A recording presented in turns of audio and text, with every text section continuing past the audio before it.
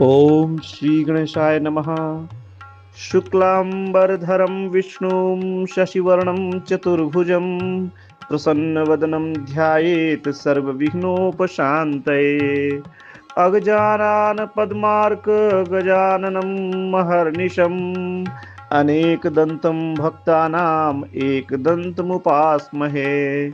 नारायणं नमस्कृत्य नरं चैव नरोत्तमं देवीं सरस्वतीं व्यासं ततो जयमुदीरयेत्।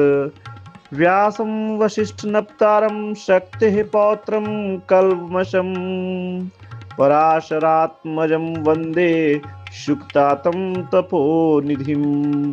गुरुर्ब्रह्मा गुरुर्विष्णु गुरुर्देवो महेश्वरः गुरु साक्षात् परं ब्रह्म तस्मै श्री गुरुवे नमः। सदाशिवसमारम्भां शङ्कराचार्यमध्यमाम् अस्मदाचार्यपर्यन्तां वन्दे गुरुपरम्पराम्। श्रुतिस्मृतिपुराणानाम् आलयं करुणालयं नमामि भगवत्पादं शङ्करं लोकशङ्करम्।